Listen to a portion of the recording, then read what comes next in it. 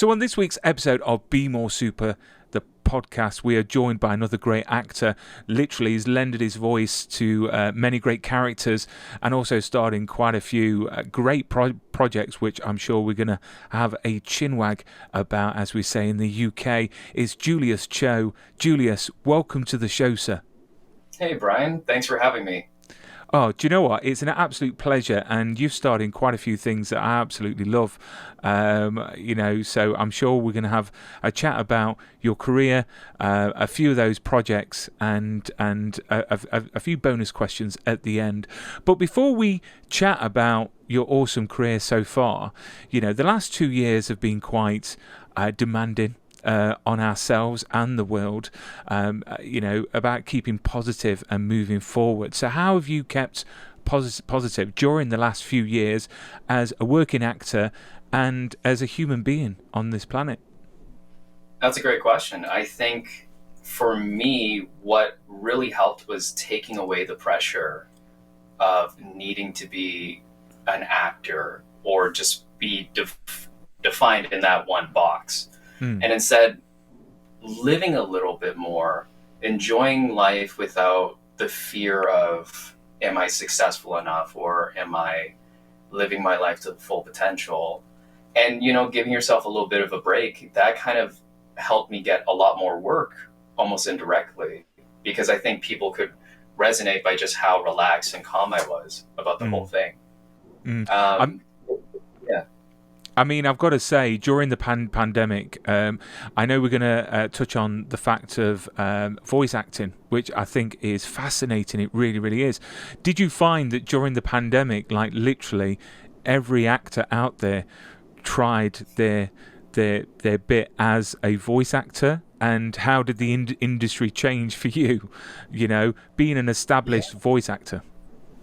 So, funny enough, I was lucky that I love voice acting. So I built my own home studio before the pandemic. So I, just as a little nerd thing to have, the demand grew like crazy. Everybody I knew was suddenly a voice actor. And I found a lot of talented musical theater actors were coming in, taking a lot of amazing roles with zero voice acting experience.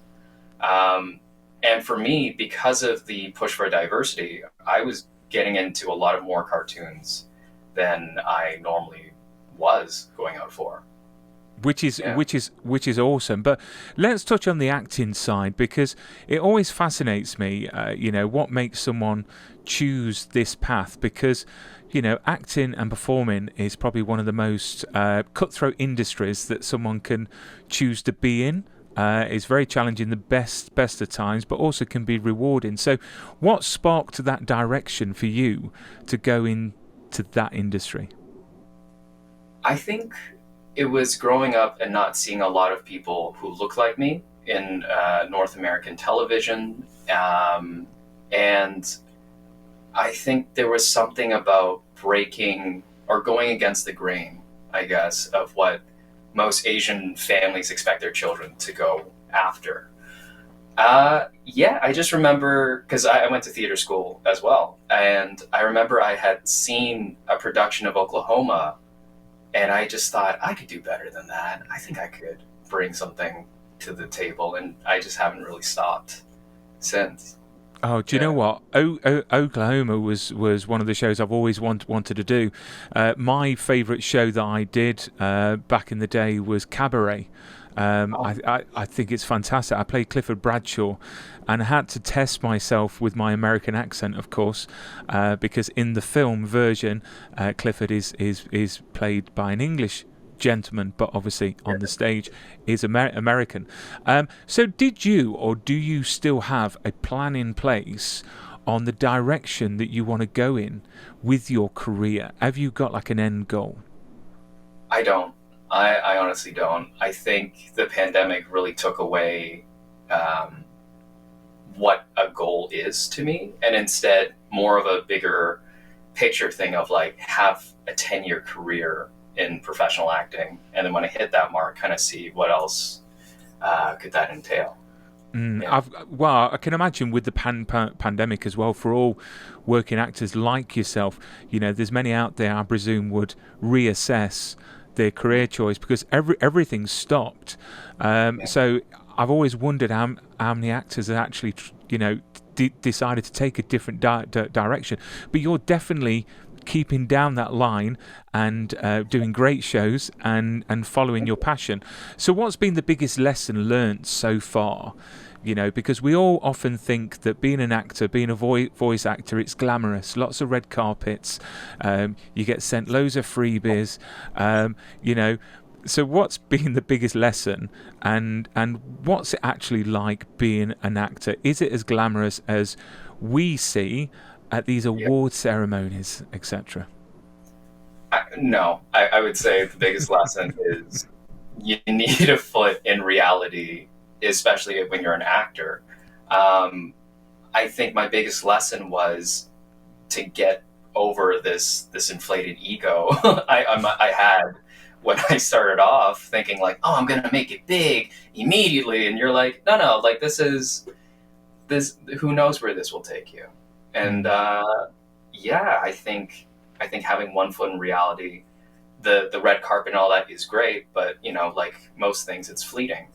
I think what's more rewarding is what we're doing. Like me, I get to play some really cool characters, and I walk out either the booth or offset and feel great about it. And I think that's more rewarding to go after.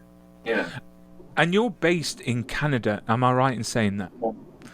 And Well, I often, the majority, probably 70 to 80% of my guests are Canadian based because they're all nice in Canada. So it's great.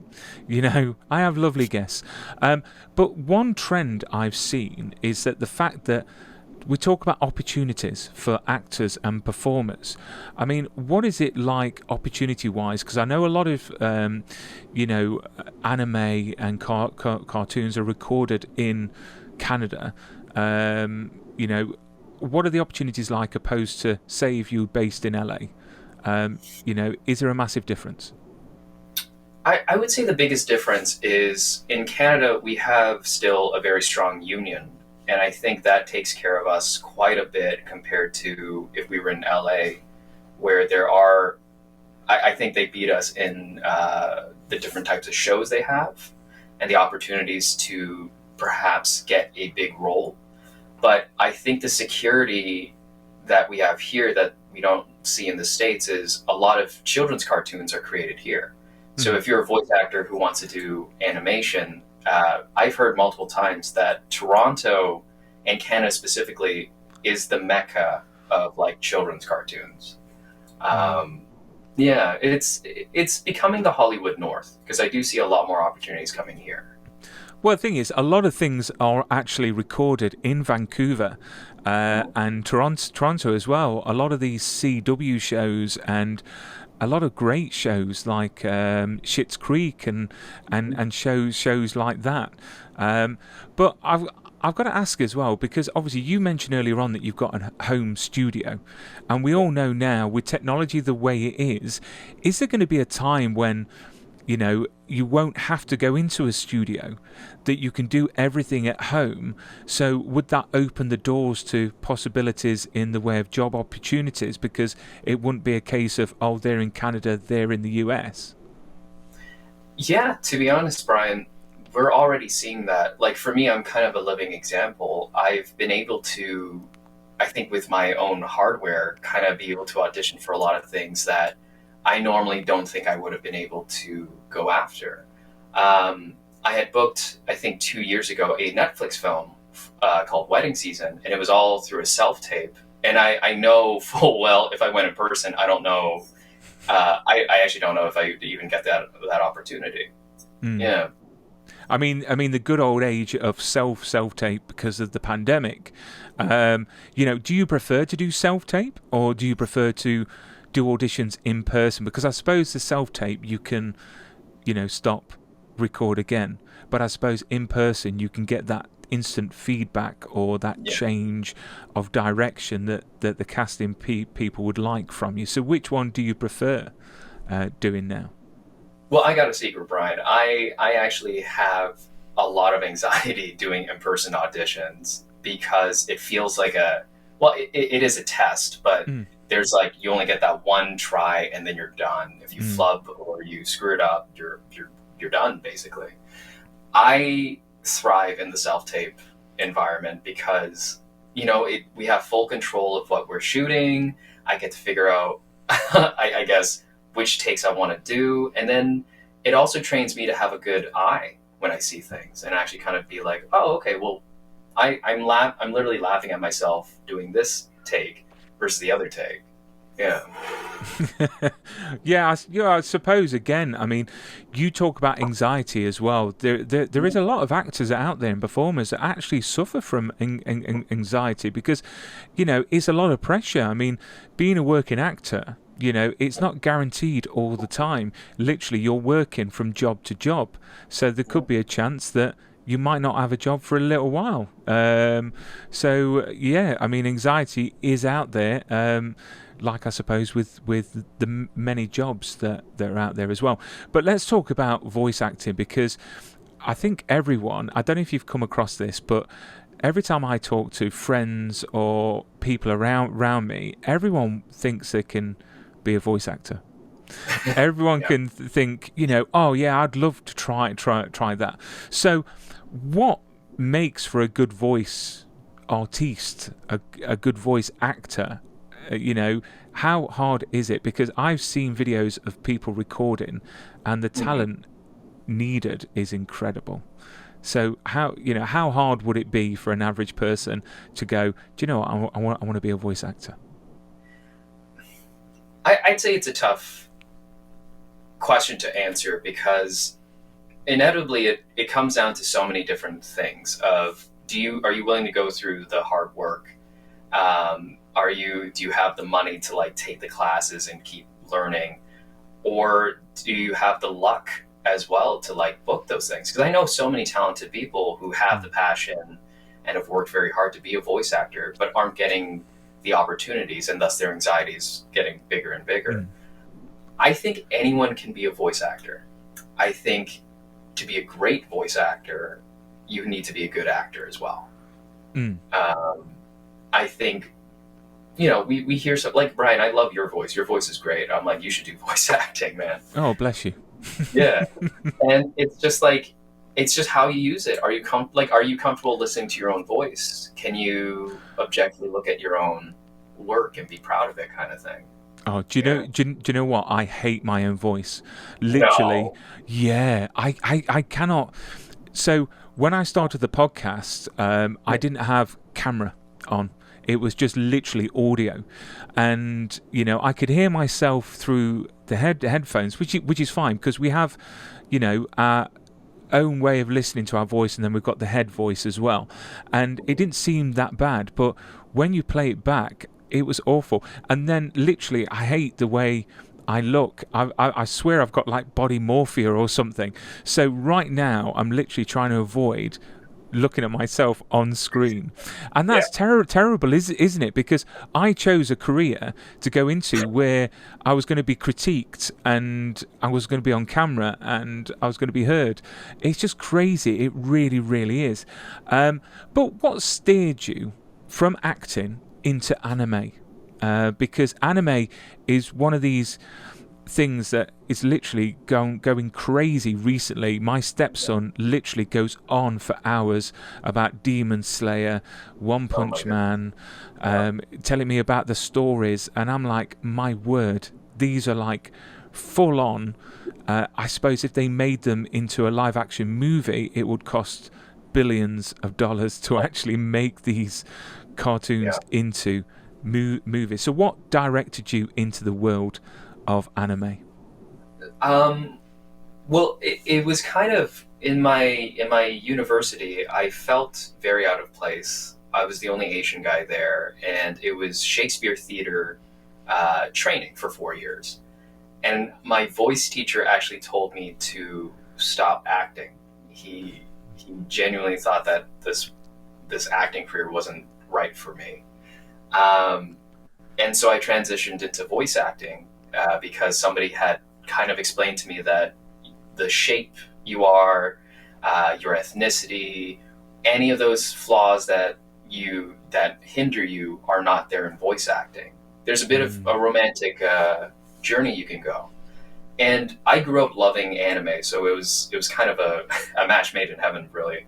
And yeah, I was very fortunate to audition for an anime, and they seemed to like my voice for the villainous character. And yeah, the rest is history, to be honest.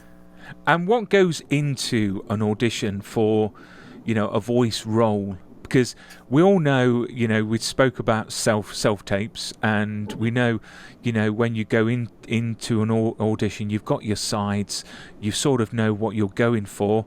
But for a voice character, what goes into it, and how difficult is it to nail it, the first time? It's a tough journey, to say the least, where the difference is you don't have someone reading the lines back to you, so you're kind of doing a monologue of whatever script they give you. You have to kind of create this character, so like that if we close our eyes, we can actually picture them laughing or jumping up and down or crying, and the minute details of like how they discover a line. And a lot of casting directors will try and listen and be like, yeah, that sounds closer to what we're looking for. Like, I wouldn't give an anime read for Paw Patrol, because that's two different mediums, basically, or two different styles. Yeah. And you mentioned about your home studio, because I'm slightly over obsessive with sound equipment. I'm always trying to improve the sound of things, processing wise and everything like that. So do you actually record? So when you're actually doing the voiceovers, do you go into the studio, or do you actually use your home studio currently? So funny enough, I use my home studio for professional recording now. Awesome. Yeah, so I can wake up in my pajamas, voice a cartoon, and then just like hang out for the rest of the day. See, that seems like a dream job. It really, really does. And again, for these wannabe sort of voice actors that want to take on this job and this challenge, how expensive is it to get all this equipment together? I mean, is it quite easy, or literally do you get what you pay for? I come from a school of thought of, if you're passionate about voice acting, you can start cheap. I think like maybe $300 is like max what you need to start off with to make sure this is what you want to pursue. When you get to the professional grade, yeah, like the studio could be up to $1,000 to maybe $2,000 of equipment. But I'm always telling people, you can audition now. For things, you can just record on your phone, and if they provide the studio, you can go and record it professionally afterwards.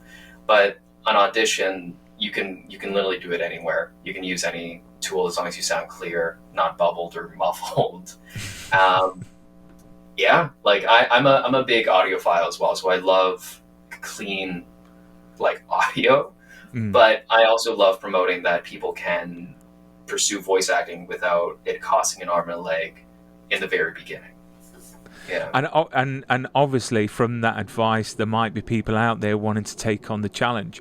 I mean, how competitive is the industry amongst other voice actors? Are you quite competitive with each other, or is it quite a friendly circle of friends? I think the ones that are working are tight friends. We're able to like talk to each other and have good friendships, but it is incredibly competitive, and I have, I guess, lost a few friends due to how competitive it is. Wow. Yeah. What is that from actually getting certain roles that they wanted, or vice versa?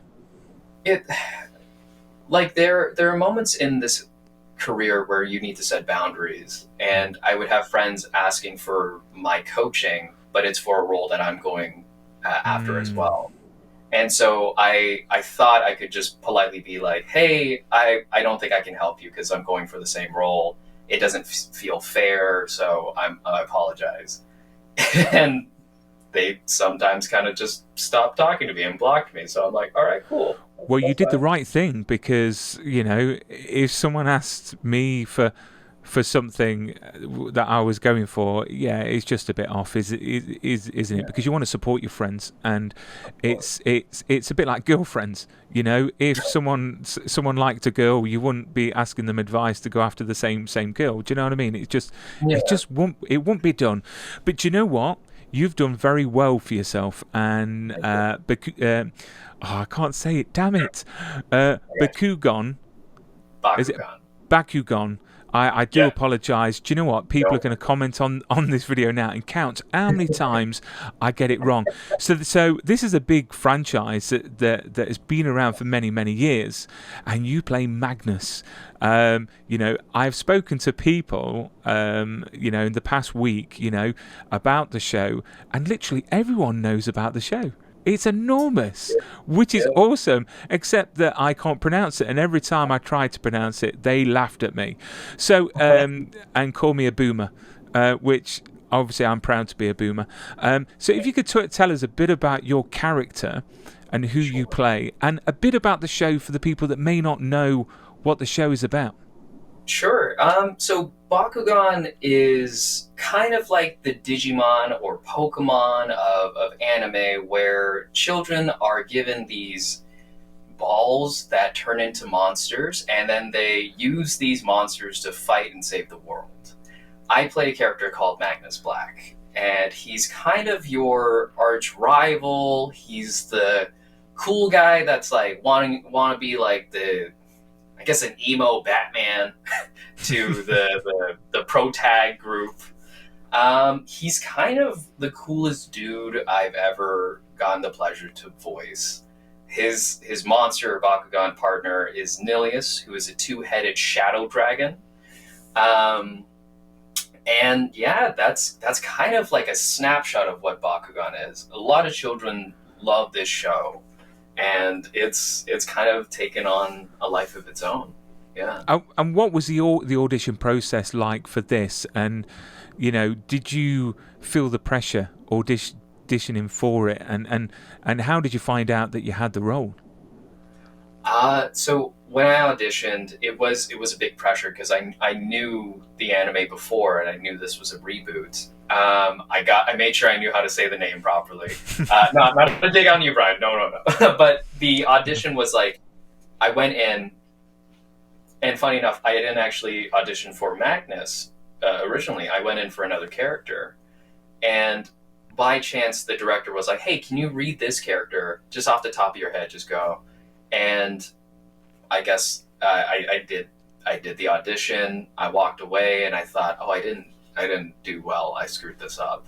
And then 3 months later, I got an email saying, "You're the character," and it was pretty unreal. Yeah. That is awesome. I mean, how rewarding was it to be part of such a big franchise, and most importantly, how did you celebrate? So this role was probably my biggest role that really felt legitimized me as a voice actor. I don't even know what I did. I think I just had like a big sushi dinner with some other voice actors who were in the show or something. We just all kind of celebrated. We were all in a show together. Yeah. That's awesome. That is awesome. I mean, at what point did you realize that actually I'm actually really good at what I do? I mean, we need self-worth. We need to realize actually we're doing good. And getting a role like this in such a big franchise, you know, did you feel that actually, you know what, I'm doing all right. I'm actually really good at this. You know what? It wasn't until this pandemic that I think I finally put in the time to give myself the validation I needed to be like, oh, I'm actually pretty good at what I'm doing. You know, I think most actors have the imposter syndrome as well. But yeah, funny enough, it was I voice a kid lizard, like this tiny lizard who wants to be a bird for a very young kids cartoon, and he validated me. I think that like, oh, even in a pandemic, I'm still a capable voice actor. Yeah. That is awesome. And then, you know, being an actor on screen and then doing the voice, which one do you prefer, and which one do you get the most out of? You've got to choose one. You can't say they're both the same, because they're not the same. But No, they're not the same. which one would you prefer to do if you had a choice? Ah, man. Brian, okay. I would say voice acting, just because, I was inspired to be a voice actor when I was a child watching cartoons, and I just kind of, that's my dream of doing that for other kids in the future.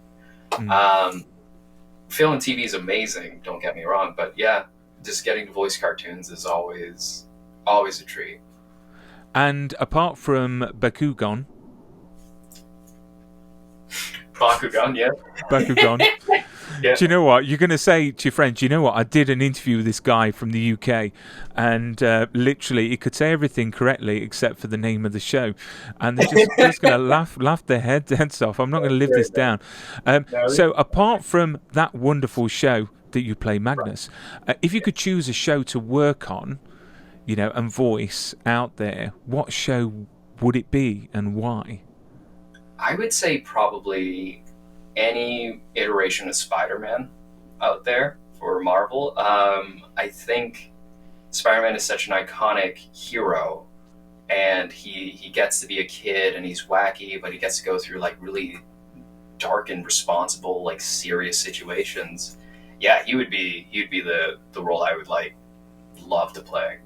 Yeah. So I gather you're a Marvel guy over DC.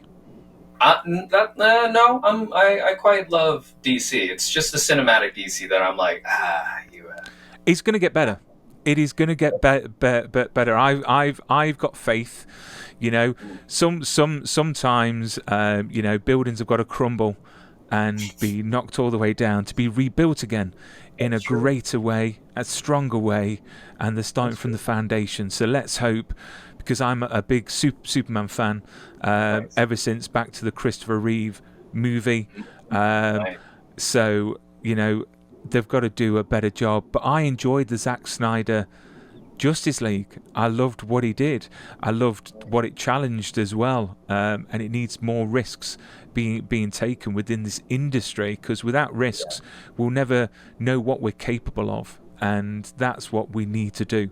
But let's talk about a show that you're currently starring in, which is, I think, a biopic of my life. It's called Children Ruin Everything,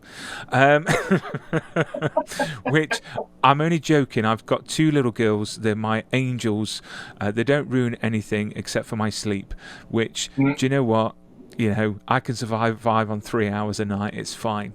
So this show is currently streaming on Crave and CTV. If you could tell us a bit about your character, because you play Jean-Luc on the. See, I said that right, didn't I? You did. There we go. It's a real word. That's why, Brian. that's probably why. Children Ruin Everything. If you could tell us a bit about your character and a bit about the show as well.